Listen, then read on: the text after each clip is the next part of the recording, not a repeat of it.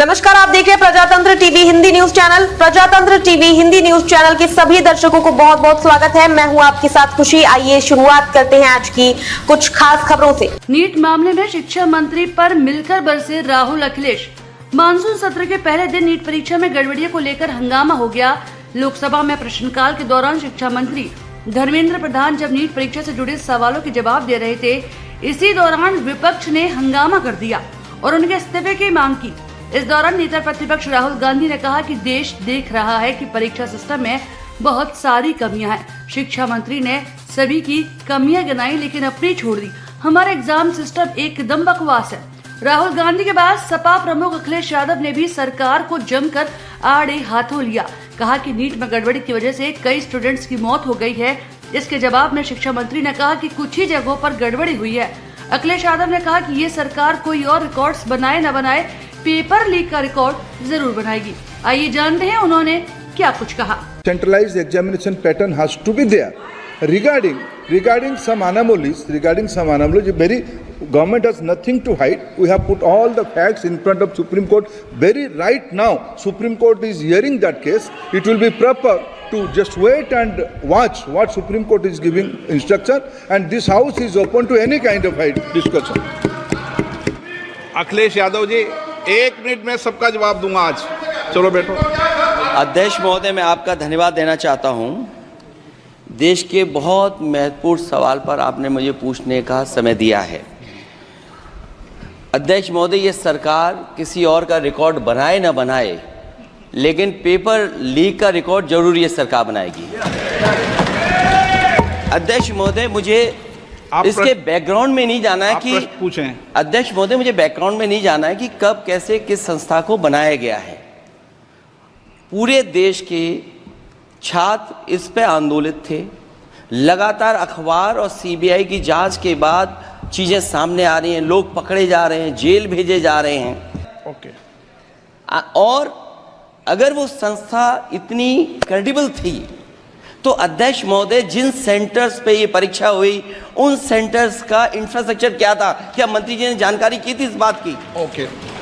अध्यक्ष महोदय, मेरे आपके माध्यम से एक ही निवेदन है कि बिना ये मंत्री जी रहेंगे तो न्याय नहीं मिलेगा बच्चों को। अध्यक्ष महोदय, आदरणीय अखिलेश जी की प्रश्न का मैं विनम्रता से उत्तर देना चाहूँगा कि अभी सुप्रीम कोर्ट में जो चल रहा है केस, सुप्रीम कोर्ट ने ऑर्डर दिया पूरा विद्यार्थियों की सूची को वेबसाइट में उपलब्ध करा दो। सर, पिछले 3 दिन से देश भर की सारे विद्यार्थियों की लिस्ट पब्लिक डोमेन में उपलब्ध है। ये सारा चीज़ खुले पे है और कई प्रकार की तर्क आ चुका है। सर, मैं एक अभी उसमें केरल के विद्यार्थी भी अच्छे किए हैं। क्या हम ये कहेंगे भी वहाँ भी कुछ गड़बड़ी हुई थी? ऐसे आरोप करना, मैं देश की ग्रामीण इलाका, देश की एसटी इस बार सबसे अच्छा परफॉर्मेंस करने वाले देश की एसटी ग्रामीण बैकग्राउंड आर्थिक पिछड़े लोगों की है। क्या हम उनकी मेधा को हम चुनौती देते हैं? और बाकी रहा क्वेश्चन पेपर लीक की, सर मैं शुरू से मेरा एक स्टैंड रहा, राजनीति नहीं करना, लेकिन अखिलेश जी जब वहाँ दायित्व में थे उस सूबे की, सर सारे सूची है कितने बार उत्तर प्रदेश में क्वेश्चन पेपर लीक हुए हैं। माननीय एक मिनट प्लीज, एक मिनट। राहुल गांधी जी, आप प्रश्न पूछना चाहते हैं?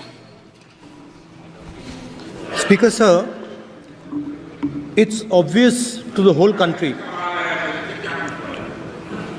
It's obvious to the whole country that there is a very serious problem in our examination system. This is not just a question of NEET, it is in all the major examinations. Now, the minister has blamed everybody except himself. Right? I don't even think he understands the fundamentals of what is going on here. आप प्रश्न क्या है आपका? आ रहा हूँ sir. Sir, ये मैं question को सेटअप कर रहा हूँ। इसलिए प्रश्न पूछ रहे हैं। ये the issue is that there are millions of students in this country who are extremely concerned at what is going on and who are convinced that the Indian examination system is a fraud. That is what is at stake here. Millions of people believe that if you are rich and if you have money, you can buy the Indian examination system. And by the way, and this is the same feeling that the people in the opposition have. And that is why we are asking some very simple questions to Honorable Minister. Number one, as this is a systemic issue, what exactly are you doing to fix this issue at a systemic level? Yes. That's the Okay. first question. Okay question में चल रहा है अभी please. अब मैं मंत्री जी मैं एक बार बोल दूं इस बात पे। चलो मंत्री जी आप शॉर्ट में जवाब दो, फिर मैं बोल ही देता हूं। आज आप शॉर्ट में जवाब देना प्लीज। अध्यक्ष महोदय, मेरे जो शिक्षा है, मेरे जो संस्कार है, मेरे जो सामाजिक जीवन है, मेरे को मेरे राज्य की, मेरे सूबे की जनता की स्वीकृति मिली है। मैं किसी की, मेरे बौद्धिक और मेरे संस्कार की सर्टिफिकेट मेरे को सारी सदन में किसी से नहीं चाहिए। देश की प्रजातंत्र में चुन के मेरे नेता प्रधानमंत्री मोदी जी को प्रधानमंत्री की भूमिका दिया है। मैं उनकी निर्णय से यहाँ उत्तर दे रहा हूँ सदन को।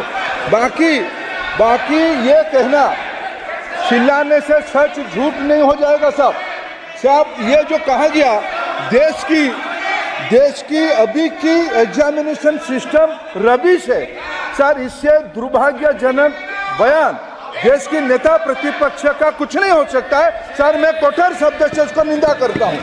बाकी रहा, मैं सर आपके सामने, आपके माध्यम से देश के सामने सर एक तथ्य रखता हूँ सर। जिन्होंने रिमोट से सरकारें चलाई है, 2010 में 3 बिल आया था सर शिक्षा सुधार के लिए। उन्हीं की पार्टी के नेता आदरणीय कपिल सिब्बल साहब 3 बिल लाए थे।